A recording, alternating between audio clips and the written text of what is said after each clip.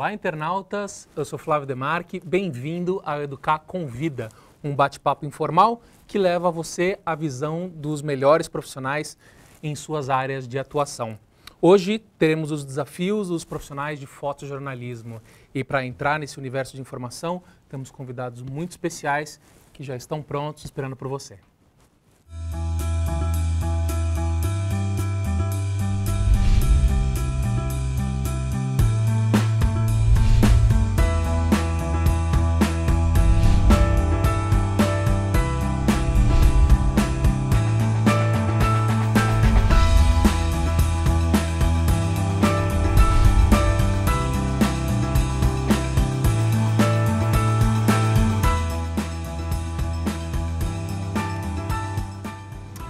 Para você que já conhece a Educar, deve estar estranhando um pouco o nosso cenário, um cenário diferente, para uma data muito especial. Vai ser aqui uma mesa redonda, literalmente, com grandes fotojornalistas e vamos conversar sobre essa profissão. E para isso, chamamos alguém que conhece muito de fotografia e não me deixou falar muito mais do que isso sobre ela, que é a Simonetta Persichetti. Tudo bom, Simonetta? Tudo bem, obrigada pelo convite. É um prazer estar aqui, mediando e conversando com meus amigos de longa data. Que maravilha. E vai ser muito bom. Obrigado a todos por estarem aqui. A gente aqui do Educar está bem contente disso ter acontecido e a gente espera realmente que seja tudo o que a gente imaginou, que com certeza vai ser. Tá bom? Simonetta, como vai ser o nosso bate-papo? Bom, o fotojornalismo é uma profissão que está sendo bastante discutida ultimamente, né? Então, nós vamos tentar resgatar um pouco dessa história e da importância do fotojornalismo para contar a história do país.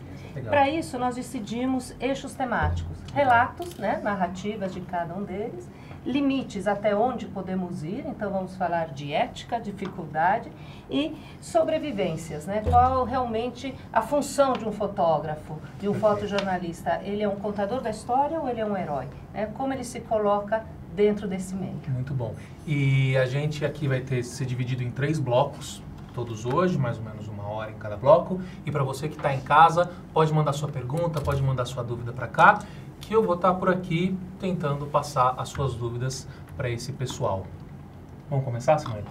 Vamos. Então, nesse primeiro momento em que a gente está falando de relatos, eu vou relembrar de um período muito duro da nossa história, de 64 até 85, onde nós vivemos sob uma ditadura. Também falava-se muito nessa época que o jornalismo foi o grande narrador dessa história, porque, com sorte, os censores entendiam de texto, mas não entendiam de imagem. Então, muitas imagens passaram e puderam ser publicadas justamente porque, fora de um contexto, eles não conseguiam censurá-las. E eu gostaria, então, de começar conversando com a Nair Benedito e perguntar, Nair, como foi fotografar nessa época? Quais os relatos que você tem a contar? E, acima de tudo, né, uma mulher nesse momento, né, de uma profissão 3 bastante. horas que vai durar, então... Podemos começar. Olha, em primeiro lugar, eu agradeço o convite, estou muito contente de estar aqui. E eu sempre pontuo um pouco que o meu trabalho de fotografia, eu não me sinto exatamente dentro dessa área do fotojornalismo, porque eu nunca trabalhei, apesar de fornecer para várias revistas e tal, mas eu nunca trabalhei pautada pelo jornal, nem pelas revistas e tal. Eu sempre fiquei um pouco à parte, eu me senti sempre uma contadora de histórias. Então, eu até fugia um pouco dessa coisa muito fatual, assim, eu estava sempre atrás de alguma coisa que era tão difícil fazer as matérias durante a ditadura, porque a ditadura é uma coisa horrorosa, não tem nem qualificativo suficiente para falar o que é uma ditadura.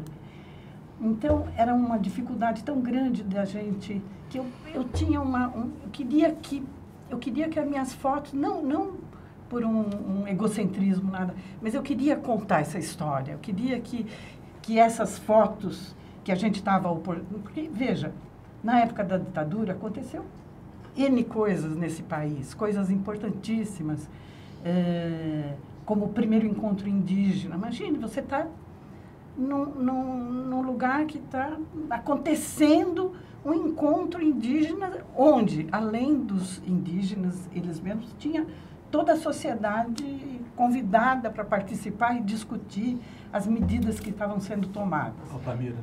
Altamira, isso, em Altamira.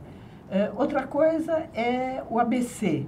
Gostando ou não gostando de tudo que adveio de lá, foi um marco na história desse país, entende? Então, era de repente, depois, justamente, com ditadura em tudo, de repente os operários se levantaram e falaram: vamos começar a reivindicar, vamos começar a batalhar, vamos começar a dizer não e tal. Então, eu acho que uma das coisas boas da minha idade é ter podido participar de todas essas coisas, de estar presente, de estar fotografando, e tem fotos documentando da maneira que foi tudo isso. Então, é um prazer estar aqui. Evandro, por outro lado, você muitas vezes é chamado, e eu não concordo com isso, como fotógrafo da ditadura, porque isso é um duplo sentido, né? É verdade. Mas, na verdade, você é, né, o fotógrafo que esteve muito perto, inclusive com essa foto aqui, né, que é quase que um marco, né, desse momento, a tomada do Forte Copacabana. E você sempre esteve muito presente nesses atos, as suas fotos marcaram história também nesse momento, né? E muitas vezes você teve que fugir, se esconder, para não ser preso. Como é que era nesse momento? Eu acho que, como é que foi? Uma vez, estar aqui com você, diante dessa gente tão importante aqui, dessa nata da fotografia brasileira, da Naí, de você, Simoneta, do Rogério, do Juca, do Cadão. Eu estou só apresentando hoje. Do Elinho, olha, eu estou muito feliz de estar aqui com vocês, mas, na verdade, eu não estou fotografando a ditadura, eu fotografei moda, eu fotografei tantas outras coisas. Parece que eu estou fazendo um novo livro agora, que meu amigo Rogério está sendo editor de fotografias. Estamos brigando muito para separar, escolher qual entra, qual não entra. Tá tendo Ele está cortando muito as fotos? Ele corta as fotos? Só as ruins, só as ruins. Só as ruins. O foco está fora de foco. Ampliamos 1.200 fotos, 10 por quilo, e já chegamos a 200, 300, e essa semana nós vamos ter uma última reunião para selecionar as definitivas, que acho que serão 250. Nossa 15ª reunião. Aquele funil, né? Vai ter uma Coloca o loucura, funil. uma loucura. Mas eu acho que foi muito importante. Eu acho que a fotografia tem um papel muito importante da ditadura. Como você falou, que a gente conseguia driblar. Eu, no Jornal do Brasil, onde eu vivi por 47 anos, nessa época da ditadura, foi muito importante, porque a gente tinha um editor, um diretor de redação, um editor de fotografia belíssimo, um cara de um olhar espetacular, que era o velho Alberto Ferreira. Então, a gente conseguia mostrar aquilo que realmente o texto... Eu me lembro que os militares viviam dentro da redação do Jornal do Brasil, e os repórteres sofriam muito, porque era tudo destruído daquilo, era mordido, era estraçalhado.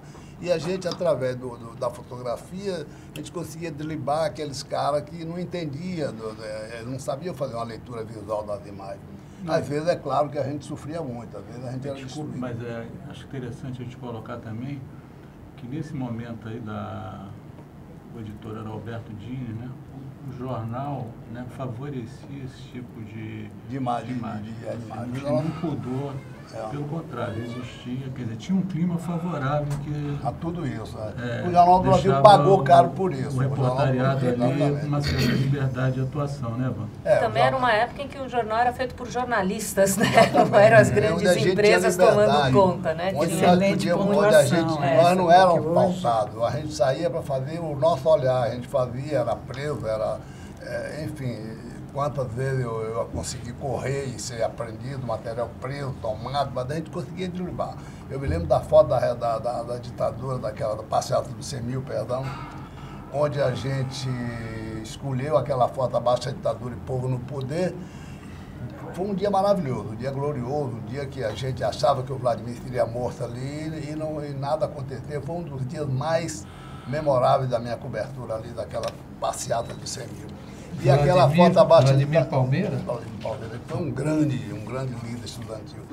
E aquela foto que a gente escolheu abaixo da ditadura e o povo no poder, nós achávamos que ela seria a primeira página. E aí o Alberto Ferreira ampliou ela em 30 por 40 e levantou do eufórico, eu eufórico, Dini, a foto é essa, da primeira página. E a gente esqueceu que nós estávamos com 2 militares na redação ali atrás, sei lá, de repente eles apareceram, vocês acham que nós somos bobos, nós somos, falando em palavrões, né? Pegou aquela foto e rasgou, disse, essa porcaria não vai ser publicada, coisíssima nenhuma. Eu quero ver o resto do material, vocês vão publicar uma que não diz nada, que não conte nada. E a gente, então o jornal publicou na primeira, essa foto foi rasgada, foi destruída, e se publicou a foto que mostrava a passeata na sua totalidade, que não se lia, tinha uma leitura visual de nada, de faixa, de nada. Então, essa foi aqui? Não foi essa, foi uma outra que tinha uma multidão incrível na primeira página. Mas isso acontecia sempre, mas eu acho que o Jornal do Brasil teve uma competência de publicar textos, fotos, e a fotografia tinha uma liberdade completa lá no Jornal do Brasil. Às vezes você era preso, eu me lembro daquela foto do estudante, caindo, que foi morto ali, a queda do estudante, que os militares partiram para cima de mim. Só que eu corria muito na época, eu era uma águia para correr. Mas foi um dia louco, foi um dia que a gente correu, partiram para cima de mim, eu consegui driblar os 2 militares que estavam correndo atrás de mim e consegui chegar, me esconder lá na 7 de setembro, porque a 7 de setembro era o palco de todas as manifestações, que os estudantes desciam da Cinelândia em direção à Candelária, e ali eles paravam na 7 de setembro com o Rio Branco, fazendo as manifestações, bola de gude, a cavalaria, e a loucura, gente caindo morta, era uma loucura. Mas eu acho que a fotografia teve esse papel importante e a gente conseguiu mostrar muita coisa e sobrar muita coisa, que hoje nós estamos discutindo sobre isso e mostrando sobre o que foi aquele momento histórico no país, que foi a ditadura. Tragicamente, para a fotografia foi muito importante. E Cadão, você no Sul? Então, para mim foi um pouco diferente, assim, porque quando eu tinha 20 anos, meu pai, quando eu tinha 10 anos, 12 anos, 11 anos, em 61, meu pai era secretário de imprensa do governador do estado lá, que era o Leonel Brizola, e meu pai estava no centro dos acontecimentos da campanha da legalidade, né, que garantiu a posse do João Goulart depois da renúncia do Jânio Quadros. Meu pai foi o articulador da rede radiofônica, um dos responsáveis pela rede radiofônica, que garantiu a posse do Jango. Então, ele foi depois eleito vereador, então a política sempre esteve muito presente dentro da minha casa e tal. Mas, tragicamente, como aconteceu com tantos outros brasileiros, meu pai foi preso, foi em 64, quando houve o golpe, foi parar na cadeia, ficou 30 dias detido, enfim. E a política sumiu, não só de dentro da minha casa, mas da casa de todos os brasileiros durante muito tempo. Aos 20 anos, o Assis Hoffmann, que acaba de falecer, me sugere que eu vá até o Uruguai cobrir as eleições lá. E eu achei bacana, porque no Chile era o Salvador Allende, no Brasil era o Médici, ou seja, um governo eleito de esquerda, uma ditadura de direita no poder aqui. E o Uruguai estava naquele movimento pendular pela primeira vez, a Frente Ampla, que hoje governa o país, era uma terceira força, que tradicionalmente os partidos lá eram brancos e colorados. Surgia pela primeira vez uma terceira força, que era a Frente Ampla, ia ter um candidato de esquerda e que ia tentar, como o Salvador Allende, chegar ao poder via voto popular. E eu, para minha surpresa, eu reencontrei a política, né? A alegria da política nas ruas, comícios, a participação popular, numa campanha presidencial que eu nem sonhava mais, que aqui o Brasil era um túmulo nessa época. E aí eu encontrei Montevidéu com situações como essa, o Líber Serem, o candidato era um general de esquerda, e lamentavelmente o Uruguai depois seguiu os passos do Brasil, né? E acabou, como sempre, fechando o Congresso e a tortura e as prisões, e, enfim, e veio aquela tragédia que assolou a América Latina como um todo. Então a política, para mim, eu vi, digamos, no exterior, pela primeira vez, um processo que eu já tinha vivido aqui no Brasil e tive a oportunidade de testemunhar, porque depois, como fotógrafo da Veja, fui mandado diversas vezes ao Uruguai cobrir a fechadura, digamos, né? Da abertura à fechadura, quer dizer, a transição lamentável que o Uruguai passou, assim como todas as outras nações do Cone Sul. Né? Juca, a Anaí já falou um pouco disso, né, do trabalhar independente, e eu lembro vocês dois, enfim, aliás, foi uma das minhas primeiras matérias quando eu comecei a escrever sobre fotografia. que foi a fundação da agência F4, né? Que foi uma agência que, enfim, fez história numa época em que isso ainda não era muito comum no Brasil. E vocês, de forma independente, fizeram essas coberturas da ditadura, inclusive trabalhando com menores, com travestis, com temas até, na época, proibidos pela imprensa, né? Não só o acompanhar realmente a ação do militar mesmo, mas também cobrindo assuntos que os militares não queriam mostrar, né? Então, eu queria que você falasse um pouco da F4 e depois eu vou perguntar para o Hélio, como editor, né, essa foto que ele publicou na Isto É, que são suas fotos, né? Mas falar também disso, né? De como era ir atrás de temas proibidos, né? Não só a perseguição do militar, mas temas que não podiam ser tocados. A F4, ela surge num contexto, né, de insatisfação com o regime político, com a ditadura, né, que reúne várias coisas. E os fotógrafos estão dentro disso também, né? Eu comecei nos anos 70, trabalhei na Veja, trabalhei na revista Visão, passei pelo jornal Movimento, fui um dos editores de arte do jornal Movimento. Eu convivi com a censura diretamente, né? Eu me lembro do jornal ser fechado semanalmente, tinha que ser enviado a Brasília, se mandava as matérias, se mandava as ilustrações, tinha o Angeli, Luiz G., Jaime Leão, Paulo Caruso, Chico Caruso, todos esses grandes nomes passaram pelo movimento. E alguns fotógrafos também passavam pelo movimento. Luiz Humberto. O Luiz Humberto teve uma foto famosa dele do ministro do Falcão, ministro da Justiça, Armando Falcão, que era uma cena dele fazendo uma ameaça assim, tipo, eu te cubro de porrada. E essa foto foi várias vezes para Brasília e ele voltava com carimbo de vetado. Os desenhos eram feitos com cópia em papel carbono e numerados. Eu era o editor de arte, então eu coordenava isso. Então ia para Brasília. Semanalmente um assessor em Brasília lia o jornal inteiro.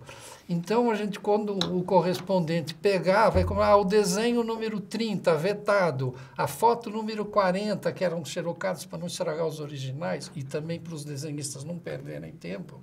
Então, a gente via um jornal totalmente mutilado. Se mandavam 3 jornais para Brasília, saía um, mais ou menos, né? Então, as fotos tinham isso que a gente falou, escapavam um pouco os censores. Não controlavam muito, mas tive essa do Luiz Humberto, teve algumas cenas brasileiras feitas pelo João Bittar, que era um dos correspondentes em Recife, de enchentes, problemas sociais, os censores vetavam essas fotos também. Então, teve muitas fotos que passavam nessa época e muitas foram vetadas. Aí, eu acho que isso é mais ou menos meio dos anos 70, 75, 76, eu acho que vai crescendo, né? Depois eu me lembro que surge a Isto É, o Hélio vai talvez falar disso, ele surge uma revista mensal, vira depois semanal, e com uma proposta nova de acompanhar tudo isso. Os estudantes começam a sair para as ruas em 77, eles começam a tomar porrada na rua, nós cobrimos isso, né? Em 78 começa o movimento de custo de vida, em 79 começa o movimento pela anistia, aí já se fala o Geisel já fala em abertura lenta e gradual, né? Então, nesse contexto todo, eu acho que tinha que surgir a F4. Surgiu a F4, surgiu a Angular, surgiu a Ágil em Brasília. Então, havia toda essa necessidade. E também dos fotógrafos se tornarem independentes. A gente vinha de redações onde os fotógrafos eram chamados de o meu fotógrafo dos repórteres. Cumpriu ordens. Aí a gente passou, na Isto É, a gente já tinha essa liberdade com o Mino Carta, de trabalhar independente. Muitas vezes a gente se pautava e depois os repórteres iam atrás, porque a gente tinha as fotos. Os caras tinham que fazer o texto, porque as fotos já estavam feitas. A gente arrumou essa liberdade. Mas olha, conquistar. Isso é importante. Outra coisa que o Hélio é importante. Eu queria dizer, só uma parte, por favor. No Jornal do Brasil, essa coisa que você falou do meu fotógrafo, não existia isso. A pauta que nós criávamos. Não havia esse negócio do repórter. Vem cá, meu fotógrafo. A gente é que ditava. O Jornal do Brasil tinha essa tradição e esse respeito. Eu não incluo aí o Jornal do Brasil. Vocês sempre tiveram uma independência. Olha, por exemplo, e hoje... Para você ter uma ideia, essa foto da tomada do Forte Copacabana, Eu morava no Posto 6, eu jogava vôlei com o Capitão Leno, e ele me chamou de madrugada, eu morava na Júlio de Castilho, no Posto 6, o Leno disse, Evandro, a revolução está acontecendo, eu vou para o forte onde ele era baseado, o Capitão Leno, aí ele quer vir comigo, eu fui.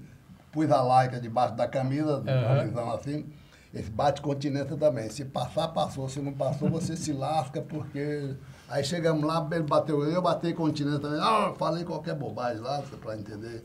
E entrei logo em seguida, fiz essa foto, foi uma foto que nenhum jornal fez. E em seguida chegou o Castelo Branco, que foi aquela coisa engraçada, eles pousaram, e bate aqui, senhor retrato, que eles achavam que eu era fotógrafo do Forte Copacabana. Aí eles faziam, o comando do castelo aqui, tira o meu retrato aqui, senhor fotógrafo. Aí o Forte Copacabana fazia a mesma coisa, senhor fotógrafo, bate nosso retrato aqui. Em seguida eu fiz essa foto e pulei fora, é uma coisa que a gente criava a pauta e ninguém sabia, eu liguei pro Diniz, olha, eu fui o único a entrar no Forte Copacabana. Ele disse, corre para cá e traz o material para a gente publicar isso.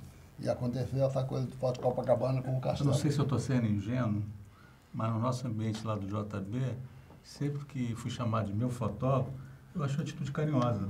Não sei se eu estou sendo ingênuo. Mas em São Paulo não era. Não, o que o Juca se referiu é que o fotógrafo, tradicionalmente, principalmente em São Paulo, era um jornalista de segunda categoria.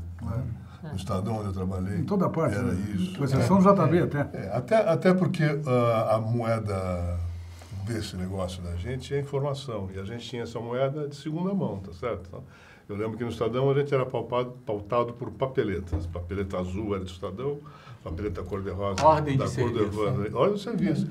E vinha... Por isso que eu quebrei aqui hoje, tá vendo? Essa era do JT, né? Que era lá do Estadão, azul do Estadão, e essa era da Suplemento Feminino. Agência Estado. Mas eu acho, por exemplo, isso que o Evandro está falando, eu acho tão importante que hoje, se a gente pegar imagens da ditadura dos anos 60 e 70, quem tem fotos? O Evandro. Era ele. É um dos poucos caras que tem hoje um material para mostrar. Mas pelo que ele falou, você tinha uma conjunção de poder, né? De poder do jornal interessante, que era Alberto Ferreira, Alberto Diniz, né? Havia um tipo de casamento que transformava isso. O Estadão era mais complicado. Sem falar nos talentos que são óbvios. Além dos talentos da fotografia, havia, principalmente, acho, de parte da redação, uma aposta no potencial que a fotografia tem como carga informativa mesmo, que é o quanto ela pode ajudar no jornalismo. Como linguagem, né? Como linguagem, que nos outros jornais demorou muito a acontecer. E o JB foi realmente pioneiro em ceder esse espaço à fotografia, não por generosidade, mas por reconhecimento do potencial que a fotografia tem. A eficiência da linguagem. Exatamente, né? a carga de informação. Agora, uma coisa que talvez justifique em São Paulo acontecer isso, o Juca falou en passant, mas quando a gente começou a discutir a agência, no final ficou a F4 e tal, mas a gente discutiu com o Hélio, juntou todo mundo, se lembra? Poderia ter surgido uma agência só. Poderia ter surgido uma agência só. A gente juntou, quer dizer, todos os fotógrafos estavam absolutamente insatisfeitos e absolutamente com vontade realmente de garantir a pauta. Eu, por exemplo, meu medo era a edição das minhas fotos fora das minhas mãos. Porque, apesar de que a gente fala, é verdade. Eu acho que a fotografia tinha menos censura, mas tem coisas que, sabe, que saltam aos olhos, né? Se você põe uma pessoa, como a gente viu a foto aí do Vladimir Palmeira, em cima de uma coisa, a multidão embaixo, ela tem um outro sentido do que se você botar tudo no mesmo plano. Então, a edição das fotos, para mim, era uma coisa assim que me perturbava de entregar material nos jornais. E aí, essa reunião que houve, que foi com todo mundo, foi muito boa, porque estava o João Bittar, estava o Elinho, estava o Giraldez, todo mundo que estava muito incomodado com a ditadura, estava querendo uma saída, entende? E a saída apareceu na forma de pequenos grupos, com a sua própria agência, com a sua edição, tentando, inclusive, publicar, e publicava, porque era todo mundo bom, publicar a foto que queria. A foto que queria. Sim. Aliás, isso eu acho que a gente deve ao Hélio também. Mas eu acho que o Hélio foi uma figura importantíssima. Eu ia nessa fazer essa referência. A gente estava falando do surgimento da F4, mas, por exemplo, na Isto É, começa um negócio importantíssimo para a fotografia. Eu me lembro disso, o Mino Carta, isso nós tivemos. Falou, olha, os negativos são de vocês, eu quero uma boa foto na minha revista, o que vocês vão fazer com isso? Eu acho que o embrião das agências independentes, acho que o Mino Carta tem que ser elogiado. Continua sendo um diferencial. Isso foi uma coisa importante. Entendeu eu sim, mantenho os meus negativos até hoje. Tudo que eu fiz na Isto É está em meu Vocês falam poder. isso porque vocês não faziam corpo a corpo comigo, cara. E eu vou... Eu costumo Você era o definir chefe, o Mino você- como um grande pentelho, um dos caras mais competentes do Brasil, mas um grande pentelho. Então, para mim, aprender a lidar com o Mino Carta foi um grande aprendizado. Tanto que hoje eu sou dono de revista, que é uma grande bobagem que eu fiz. Mas eu sou dono de revista hoje. Eu entendo como funciona esse negócio. E capaz de entender um pouco mais o Minos, provavelmente também. Não, eu aprendi muito pela negativa com ele também. Enfim, pela positiva Mas com essa certeza. posição, essa importância que o Hélio teve também, sem dúvida, aqui na Isto É, né? A gente pode, que a Naif é referência, surgimento de diversos grupos, por exemplo, devemos citar o Milton Guran e o Claro. a AGE, Claro. né? É que eu Um papel falei dos fundamental grupos em de Brasília. São Paulo. Isso, não, exatamente. Então, estou dizendo, Claro. estou só reforçando exatamente o que você disse, Sem que surgia em todo lugar, lá em Porto Alegre mesmo tinha a Focontexto, que era a agência do Assis, havia exatamente esse sentimento que a Naif falou, dos fotógrafos reunidos em agências pequenas, mas tentando impor seu trabalho Não, e e... Tinha cojornal, que era só Cojornal, fotografia, mas era algo... O jornal foi E aqui em São importantíssimo Paulo, a nesse gente fez, período. no Acho que ele foi até o Sindicato dos primeiro. Jornalistas,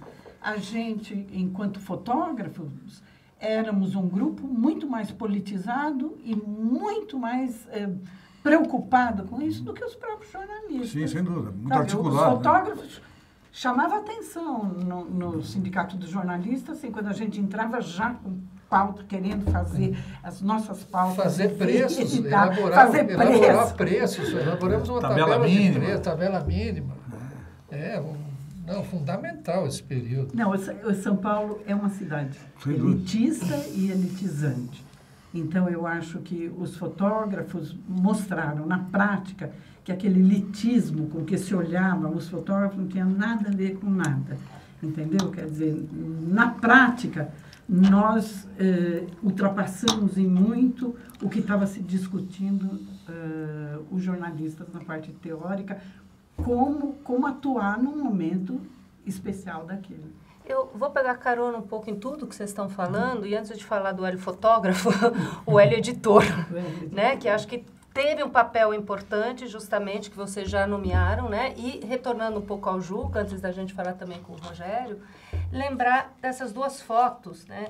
Para mim, pessoalmente, são fotos que foram bastante marcantes, que foram publicadas na Isto É, lado a lado, né? Com a abertura de uma matéria, e queria que você falasse um pouco isso também, Hélio, né? Você como editor de foto nesse momento, não só o fotógrafo que vai para a rua e faz a foto, mas o cara que lá dentro tem que batalhar pela foto, Agora, né? a função do editor naquele momento era uma função política, não digo política ideológica, que era óbvio, era política interna, para você ocupar espaço, né?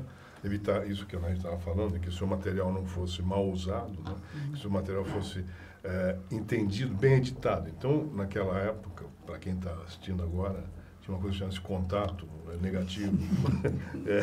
Provinhas. Dectol, provinha. Tinha os caras que falavam furar contato, tinha uns que furavam contato com caneta bic, pum, no contato. Ou com tesoura. Pô, mano, você fez um contato aqui, mano? Ah, não é para furar o contato, furar.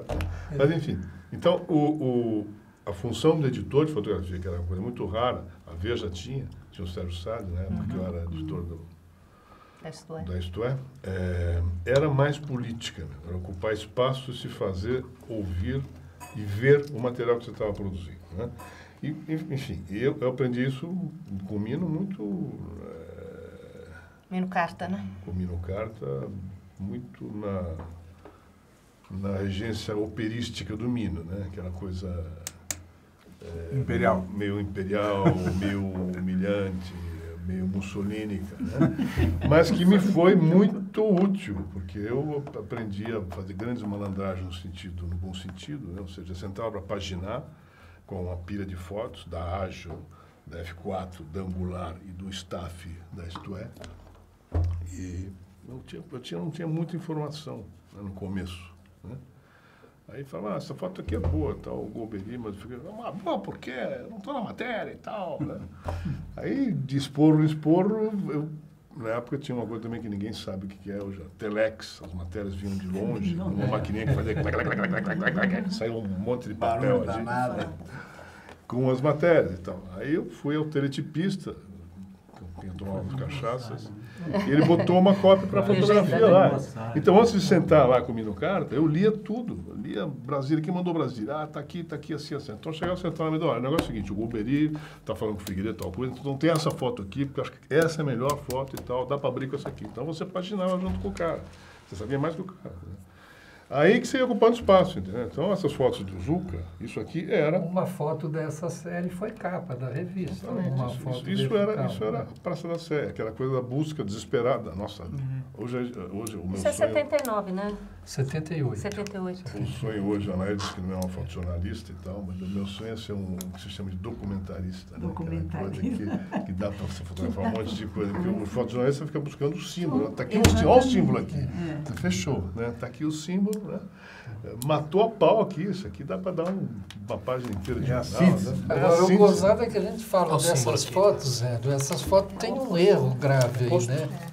Não tinha que ter uma no meio delas, não deu para fazer porque o filme encavalou. Mas o que importa é... Entendeu? Encavalou, era o fim da história. A história é o começo e o fim. Quem mandou você não usar digital?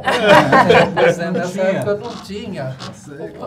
Você não, como a gente trabalhava com isso, tem que ser. Você também trabalhou, todos nós. Tinha que ter duas máquinas para os filmes não acabarem ao mesmo tempo, senão você perdia a foto. Por falar em digital, a gente tem já algumas perguntas e alguns comentários aqui.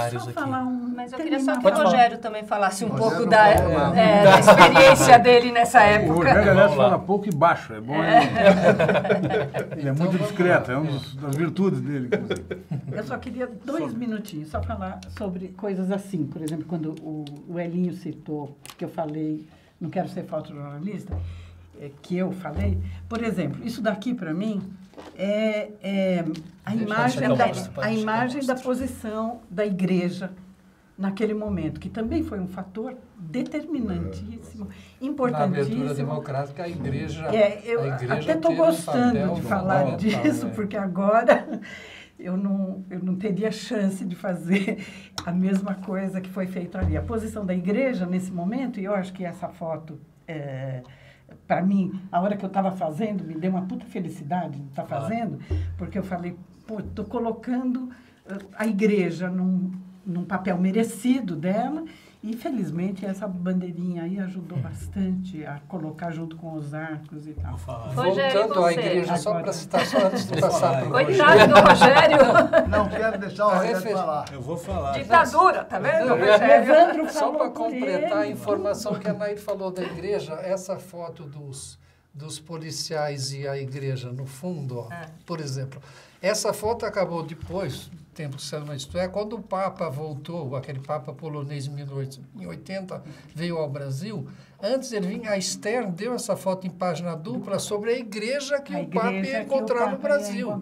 A gente estava falando do uso editorial das fotografias, era isso. Rogério, não te deixam falar. Desculpe. Para você, que foi esse período.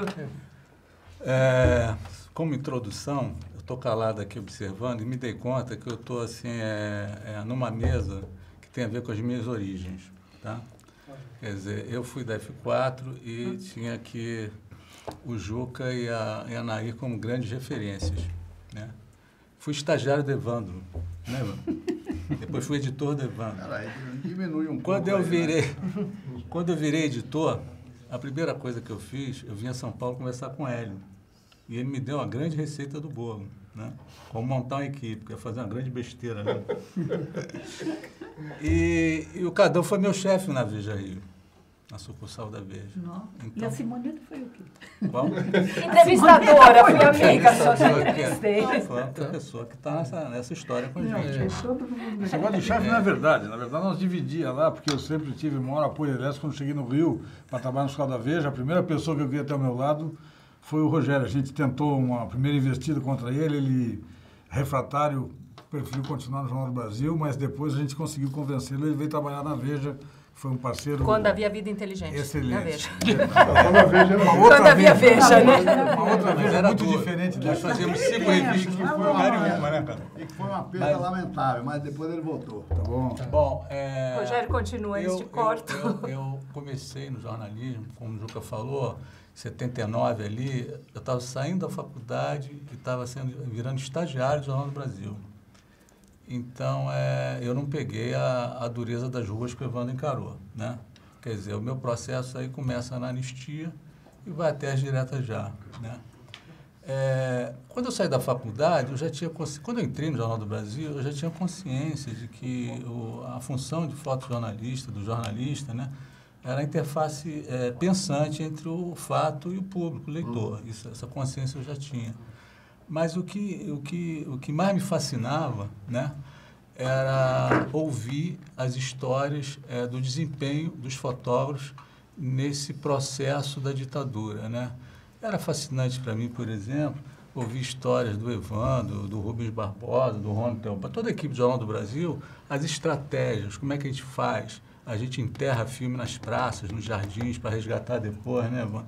A função do motorista de reportagem. Também né? foi muito importante. Ele era parceiro do repórter, do fotógrafo. Quantas vezes o Paz, lembra, o motor JB, resgatava os filmes, a gente combinava, a polícia vai me pegar na esquina, eu lanço o filme, você pega lá, leva no jornal, põe dentro da meia, esconde na cueca, enfim, isso tudo para mim era fascinante, né? Então eu aprendi muito, né, dentro desse ambiente, e aí sim, no processo de extensão, fiz um pouco do finalzinho do governo Geisel e peguei o governo Figueiredo, né, e cheguei a cobrir viagens do Figueiredo, né, e aprendi também que a gente tinha que trabalhar quieto, sem reclamar, porque a segurança vivia cutucando a gente, beliscando, às vezes machucava, assim, enfim, né, e a gente tinha que ficar calado para publicar aquele fato, enfim, né? Mas não passei a dureza que o Evandro, o Nair, talvez tenham passado mais, né? E no processo da F4, para mim também foi muito importante, porque ali eu entendi, como já foi dito aqui, que nós tínhamos a possibilidade de desenvolver nossas próprias pautas. E aí veio o grande insight na minha cabeça, que era o seguinte: eu entendi que a gente poderia ter uma identidade própria, né? Foi daí que saiu o meu livro do Carnaval na Lona, foi da F4 que foi a primeira experiência com surfistas de trem, ou seja, eram pautas que a gente fazia, que a gente se identificava com aquilo, né?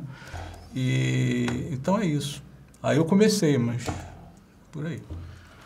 Só para concluir, né? Ele falou que o filme é Cavalor, então eu me lembrei que a gente teve um chefe, né, que dizia que a história da foto só interessa para o fotógrafo. Para o público, para os leitores, interessa a foto. E é claro que nós, fotógrafos, sempre somos um pouco, digamos, condicionados assim, a contar essas histórias que o filme cavalou, que tivemos esse problema ou aquele, e como é que a gente driblou isso ou não. E a gente lembra muito mais, talvez, dos fracassos até do que das coisas que deram certo, né?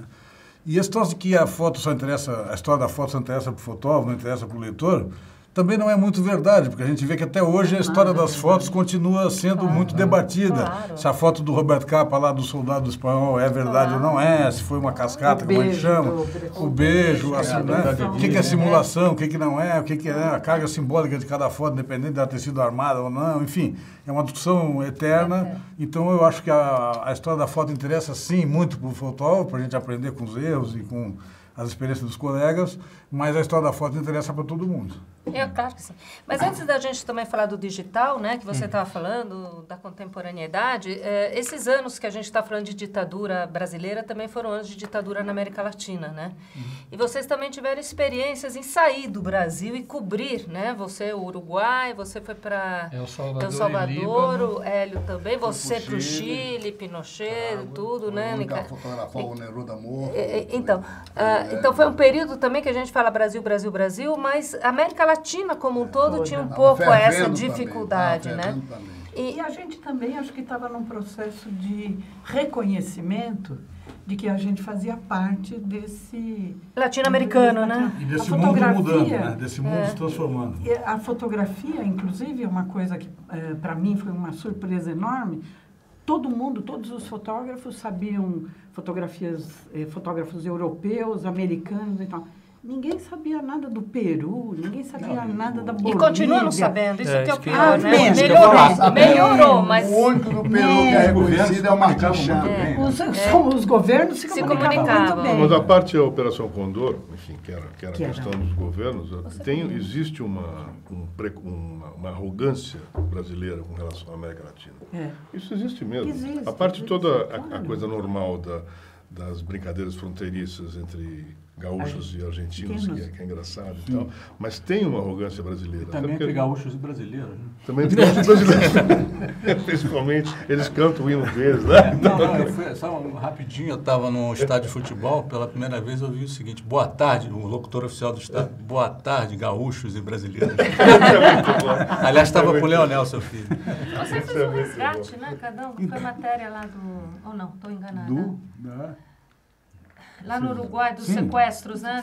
Sim, é uma das coisas que eu fiz muito, porque eu estava dizendo, eu comecei indo pela primeira vez, aliás, aos 20 anos, ridiculamente levando uma autorização do meu pai para poder atravessar a fronteira desacompanhado, né?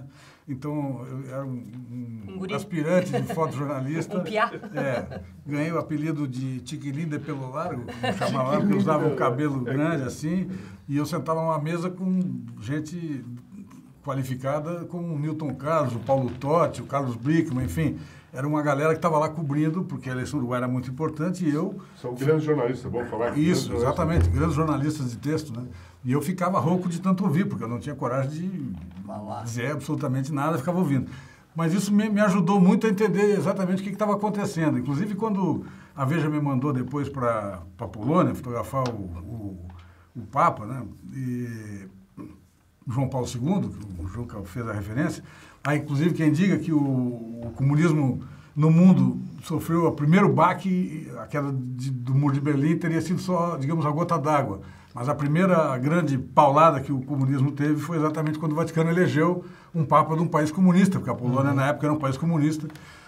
E eu tive uma oportunidade fantástica de estar na Polônia quando esse papa, né, desse país comunista, voltou pela primeira vez ao seu país, já eleito papa. E o governo comunista teve que agasalhar essa visita inconveniente e foi um momento muito especial. Será que a gente separou alguma foto dessa? Eu tinha separado algumas aqui, aí. Não era? Não, tem algumas aí. Não, isso é do centro. Então, essa visita do Papa à Polônia, para mim, foi uma coisa muito marcante, assim, né? Foi uma coisa muito importante, assim, de eu ter coberto, que eu tenho certeza que ali é uma coisa importante. Depois eu tive também na União Soviética, quando... Não. Eu tive aí, tinha as duas do Papa levar na União embora. Soviética também, quando acabou o comunismo, quando veio a perestroika, a glasnost, eu tive a chance também de estar na Rússia e também presenciei esse tipo de coisa. Então, isso é muito legal, né? Essa sensação que a gente tem da profissão nos permite acompanhar o que está acontecendo na história da nossa cidade, do nosso país e do mundo. Foi legal. Agora, tem uma coisa que eu lamento até hoje, não ter acompanhado a queda do Muro de Berlim. Eu me arrependo até hoje, era um lugar que eu gostaria de ter. Alguém acompanhou? Era uma coisa que eu gostaria de ter Luiz Eduardo fotografado. Achute, um fotógrafo de Porto Alegre, estava em Berlim naquele dia, fez fotos bacanas disso. Agora, falando em Falecido, ditadura e proibição, etc., eu agradeci muito aquele capitão ter proibido aquela foto, porque essa foto A que foi rasgada? No poder. A foto, Porque 40 anos depois, eu acho, eu fiz um livro reencontrando 100 manifestantes que estavam naquele dia ali. Foi uma história muito bacana. Maravilha essa história. Isso é uma maravilha. Essa história é maravilhosa. Reencontrando e colocando aquelas pessoas ali em frente ao Teatro Municipal. Foi um dia, eu me lembro que o Augusto Nunes chegou lá e disse: Evandro, eu tenho meia hora para fazer a foto aqui, eu tenho que voltar, estou com um táxi esperando. Tudo bem, meia hora eu resolvo. Porque eu levei todo mundo para frente à Casa Municipal para fotografar todo mundo como se estivesse olhando para o Vladimir naquele dia. E ali eu tinha convidado outros também, você espera aqui, eu fotografo fulano e depois você e você. Aí se reencontraram ali, se relembraram contando histórias, choraram, foi um dia glorioso. O Augusto perdeu o avião, perdeu o táxi, foi uma loucura. De meia hora ele ficou 5 horas ali, porque reencontrou tantas outras pessoas ali manifestantes da época, participante daquele dia glorioso, e foi um dia glorioso também. Como é que você fez para fazer quanto tempo você levou para recontatar essas pessoas? Eu publiquei o meu primeiro livro em 83, com aquela foto do primeiro livro, e a designer que estava no livro estava na foto. E aí ela achou o marido dela, arquiteto, em cima, na parte superior da foto. E aí eles foram falando, olha, eu acho que tem uma foto que chamava outros colegas de evento industrial, o Hernani de arquitetura e tal. Um indicando o outro. Eu indicando. Aí me chamaram e eu digo, olha, aí a Adriana, cara, e minhas filhas, resolveram colocar na internet. Vamos fazer um livro, colocar na internet, chamando as pessoas a comparecerem, prestarem depoimento. E aí a gente conseguiu 150 pessoas, mas nós fechamos com 100 pessoas, porque como era passado do 100 mil e o livro era patrocinado, e o patrocinador exigiu que fosse os 100, como estava lá na história, e aí a gente fechou o livro com 100 mil. Todo mundo contando o seu depoimento, 40 anos depois, sua trajetória. Tinha gente aí da luta armada, tinha gente que não era nada, apenas participante. Enfim, tinha a Guga, que foi essa questão do embaixador americano. Foi um trabalho, acho que importante. Essa coisa de atrapalhar a vida do Augusto Nunes, fazer perder o avião, é bem de fotógrafo, né? Porque a gente sempre fica aquela conversa mole que não vai demorar muito. Tem um episódio, inclusive, fantástico do Bresson, né? Que um dia o Bresson foi encarregado de fotografar a Simone de Beauvoir, se não me engano, e bateu na porta lá, Simone de Beauvoir abriu a porta, meio contrariado esse negócio de fotógrafo, vem aqui me fotografar e tal. Mas era o Cartier-Bresson, né? Era o Cartier-Bresson, enfim, mas mesmo assim ela falou, vai demorar muito? Ele falou, mais que um dentista, menos que um analista. Gente, a gente está aqui na mesa, a gente não consegue perceber direito, mas tem centenas de pessoas assistindo vocês aqui. Muitas perguntas muito boas. É que o papo tá tão bom que eu fico até envergonhado de entrar no meio para fazer perguntas. Mas, por exemplo, tem a Liliana Antunes, que está perguntando para Nair como foi dividir a cela com a Dilma.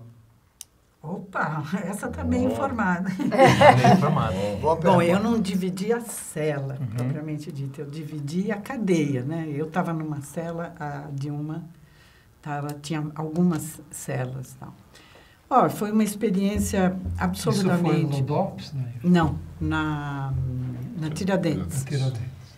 Foi uma experiência interessante porque eu acho que em todas as prisões, né, em se tratando de preso político, acontece isso. Só tinha gente maravilhosa lá. Encontrei pessoas incríveis, né? Tinha professores da USP, tinha tanto que nós estávamos privadas absolutamente de tudo. E a gente resolveu, assim, nessa privação total, o que nós vamos fazer? Então, eu dava aula de francês, a outra dava aula de inglês, a outra dava aula de biologia. O que cada uma tinha feito, passava para as outras. E foi, por exemplo, dentro da prisão, através de uma das prisioneiras, a Arlete, que me despertou muito essa questão da biodiversidade, da biologia e tal. Foi lá que eu aprendi grandes coisas. Mas para falar exatamente da Dilma, a Dilma era uma pessoa que, muito diferente do que eu estava lá, eu tinha 3 filhos, eu estava preocupadíssima com eles, naquele misto de culpa e de coisa. E ela era uma pessoa assim, ela nasceu e acho que quando ela teve 1 ano de idade, ela falou, vou ser política. Ela tinha definido a participação dela, então ela pensava, lia e tudo tal. E a gente fazia mesa redonda, assim, de quando a gente começou a ter textos para ler, a gente lia como queria. Eu podia ler sozinha, podia ler com o meu companheiro do lado, a companheira do lado e tal. E daí a gente fazia uma reunião coletiva. Eu me considero uma pessoa média, assim, nem para baixo nem para cima, mas a gente fazia a reunião e tal, daí a Dilma falava, resumindo. Quando ela falava resumindo, eu falei, eu não li esse livro. Passava a régua. Que livro é esse? Porque ela via tanta coisa, ela analisava tanta coisa, ela pegava a coisa mesmo e conseguia o suco. Fora isso, era uma pessoa assim, bem direcionada, assim, determinada, direcionada.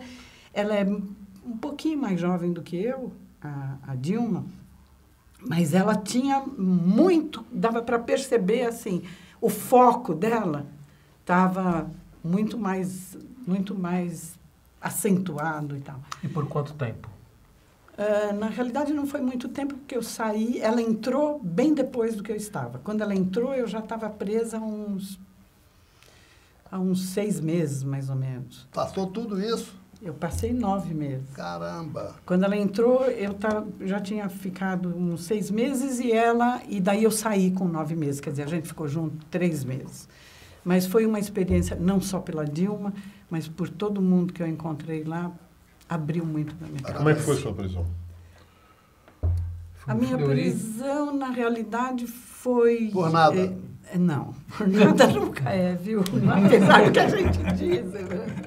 Não, mas enfim, eu era estudante da USP, né? Estava fazendo faculdade e a gente fazia... E era a época do Dirceu, Palmeira, todo mundo, a USP fervilhando e tal, a gente discutindo toda. Você imagina, quando eu entrei na USP, uma coisa assim que... Muitas vezes, quando as pessoas falam, mas, Naira, o que você acha que dá para fazer? Eu entrei na USP, falei, que currículo de merda, que coisa horrorosa, era horrível. E daí, a gente juntou um grupo, assim, batendo papo. Então, o que nós vamos fazer? Vamos fazer o seguinte. Qual é o teu curso, desculpe? Comunicação. Ah, sim. Era a segunda turma da ECA, né? Aí, o que nós vamos fazer? Vamos ver. Quem você acha que é bacana de comunicação? Edgar Morin, tá lá, Edgar Morin. Qual outro? Cineasta e tal, não sei. Juntamos tudo, fizemos uma cartinha. Fizeram um currículo, vocês. Não? A grade. Fizemos Fizeram a grade. Era a grade da escola.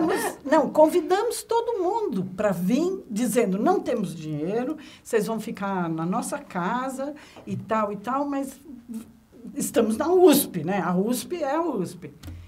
Todo mundo aceitou. Veio todo mundo. E foi assim, daí a gente convidou os intelectuais daqui, os irmãos Campos, o Décio Pinhatari e tal, que foram absolutamente maravilhosos, tal. E a gente começou assim, discutindo aquele currículo e por que daquele currículo na faculdade, entende? O que era a comunicação? Que é uma grande pauta essa. Né? O que é até a hoje. comunicação? Diria que até hoje. Isso, por favor. Isso foi... 70? 69. Que ano? 69. Então, Foi o ano que eu comecei a fotografar. eu acho que... 69. Ah, tá. Eu acho que realmente essa pergunta do coisa é muito... foi muito interessante, né? A faculdade tinha, eu não sinto hoje essa pulsão, essa vontade de discutir e esse apoderamento de ideias, né? Então, você tem uma ideia, ninguém falava, mas será que dá? Não, claro que dava, entendeu? Claro que dava. Eu acho que isso falta muito hoje nos estudantes. Eu sinto muito isso, essa falta de vontade, de querer. Mas não é só de estudante, eu acho que o mundo de modo abriu geral, também, de uma forma muito ampla, eu acho. Está meio desfocado. Está muito Bom, vocês estão aqui hoje por essa vontade.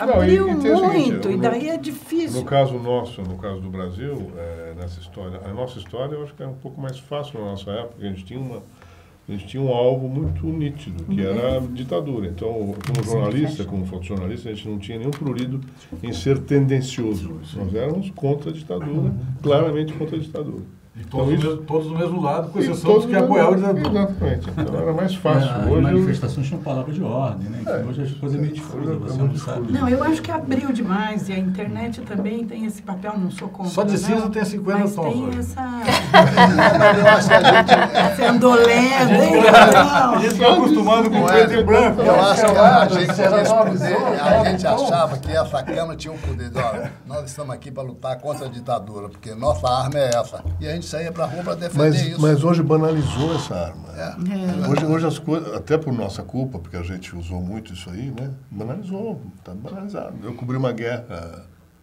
do Iraque. 92, guerra do Golfo, onde os jornalistas ainda tinham uma certa segurança, né? Não muita, mas alguma. Hoje não tem nenhuma.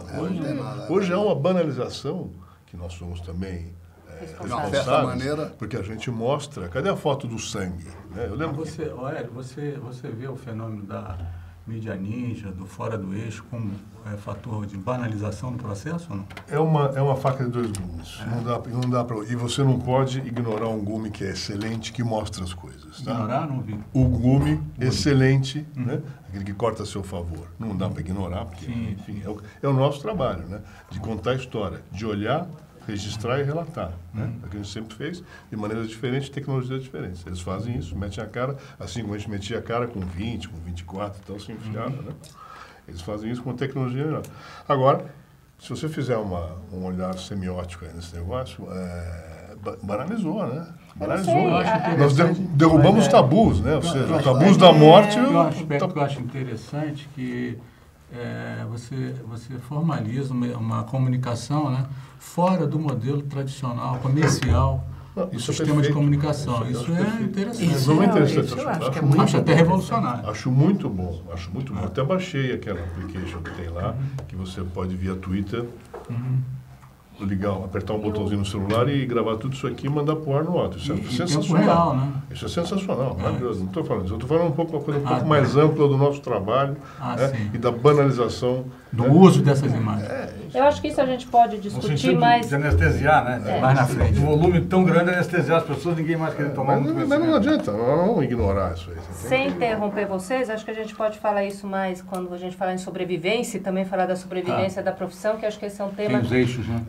E acho que esse é um tema bastante polêmico. Eu, como professora universitária, eu discordo um pouco de vocês. Eu acho que não banalizou. Eu acho que ela se transformou. Ele que disse. Eu acho que assim, que não existe uma banalização. Existe sim uma transformação do ato, da visualidade do ato de fazer fotográfico, né? E viva a GoPro. E viva a GoPro e viva todo mundo se bem usado, né? É a mesma coisa, mas acho que isso vai dar um papo, selfies, GoPro, sobrevivência e tudo.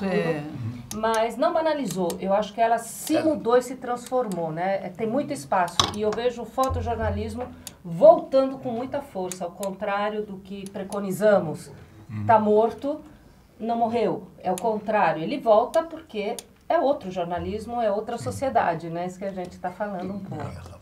Qual foto? Da baioneta. É da baioneta. Gente, tem um recado recado aqui. Eu quero depois falar dessa foto aí. Tem um recado aqui do Carlos Carvalho, de Porto Alegre, falando que para a minha geração, que vem logo depois da do Rogério Reis, foi um privilégio conviver com esse grupo que está na mesa. Garoto, né? Referência fotográfica, política e de vida. Bonitinho. Tá bom. Depois eu quero falar O Carlos Carvalho é o organizador do Festival Foto Porto Alegre, lá. Festival de Fotografia é um evento importante que ele tem feito com grande esforço pessoal. É um carioca perdido. Um carioca exilado. Exilado em Porto Alegre. Ele tem passaporte. Editou o livro da Nair, né? Foi o... Gente, vamos fazer uma pausinha para o pessoal que está em casa também tomar uma água, para a gente tomar a nossa água que quase ninguém, só eu que estou só ouvindo, tomei. E eu tomo água também. Tô na água. O vinho eu não cheguei nele ainda, tá muito interessante o papo. Mas depois, no próximo bloco, o que a gente vai conversar? No próximo bloco vamos falar de limites. E aí acho que é bom a gente discutir, além do que eu fotografo, do que eu não fotografo, muito essa questão ética versus estética, e podemos retomar um pouco essa estética de hoje, que o Hélio chama de banalização, ou do mídia ninja, né, ou um excesso de pós-produção das imagens. O Hélio trouxe um assunto aqui que eu achei, pena que na conversa vai saindo. Eu acho que a posição do Brasil perante os outros países da América do Sul, eu acho que realmente melhorou um pouco, mas ainda tem muito dessa arrogância. E eu acho que essa arrogância entrava um monte de coisas. Eles olham para o Pacífico, a gente olha para o Atlântico. Pois é. Entrava um monte de coisa que Universo poderia... cultural. Fala melhor inglês que espanhol. Por isso que o Neruda disse, quando eu morrer, eu quero ser enterrado virado para o Pacífico. E assim foi feito, à vontade. Legal, gente. Vamos tomar uma aguinha então. Tem muita coisa para falar ainda. Eu quero falar para o internauta de casa que não conhece Educar para entrar no site www.educar.com.br e dar uma olhadinha no catálogo de cursos que a gente tem lá, que são de diversas áreas, incluindo fotografia. Tudo bem? Daqui a pouquinho, daqui a uns 10 minutinhos, a gente está de volta. Educar, sucesso e aprender sempre.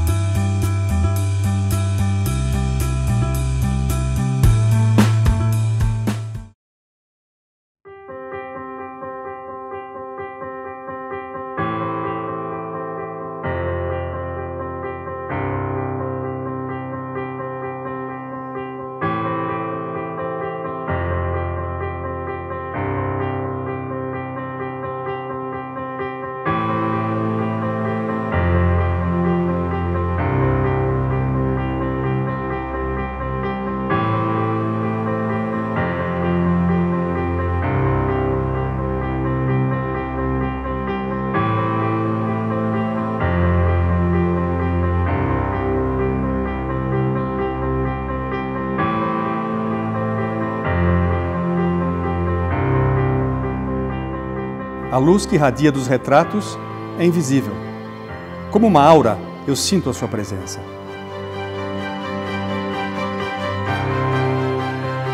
Sempre fui fotógrafo. Passo a vida dialogando com a luz. Pincel que mergulha em tinteiro mágico. Todo retrato é um autorretrato. Nesse curso especial da Educar, eu vou abrir o meu estúdio. Gostaria de levá-los para uma viagem através do universo dos retratos, para o meu mundo, através da minha lente, das minhas referências. Bem-vindos!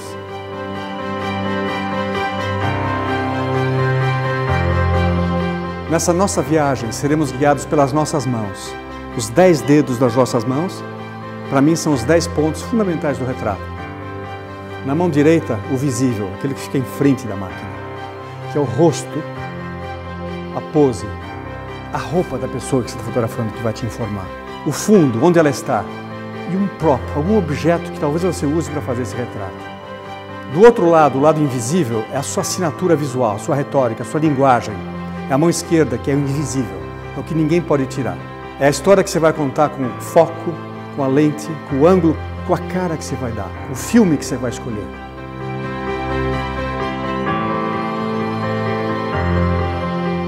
Bem-vindos a bordo.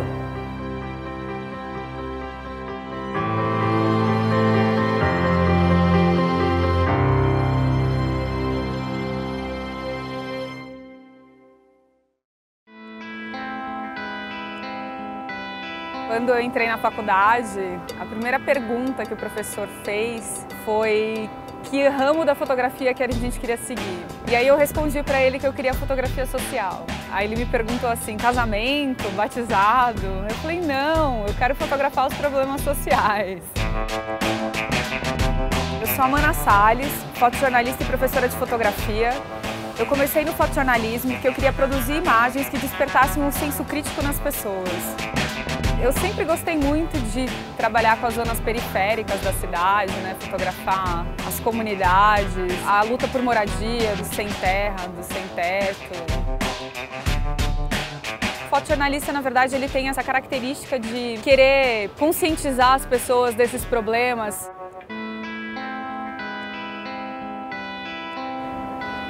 O escritório do fotojornalista é a rua, é aqui onde tudo acontece. Nesse curso eu vou falar sobre o que é o fotojornalismo, como criar imagens para o fotojornalismo nas diferentes editorias, cultura, cidade, esportes. Vou falar também sobre o mercado de trabalho, a rotina de um fotojornalista. Tem que enfrentar de tudo, chuva, muito calor, não ter água para beber. Quem quer ser fotojornalista precisa aprender a lidar com essas adversidades e levar isso como estilo de vida. Aprenda a ser um fotojornalista e seja testemunha ocular da história. Espero por você.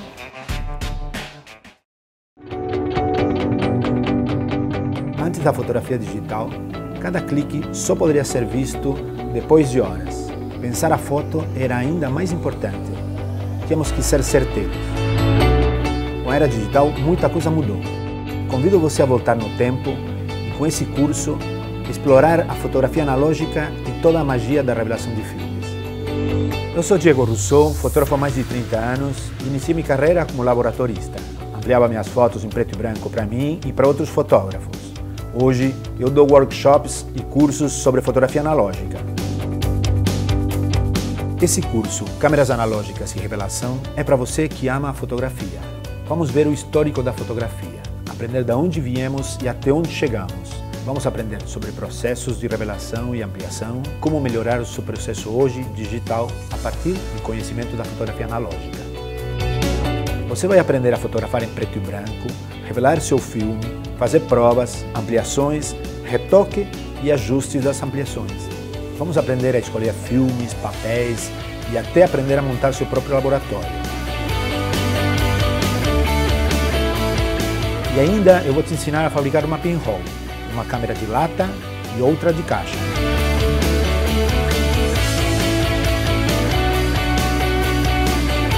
Venha viver conosco essa fascinante experiência da fotografia analógica.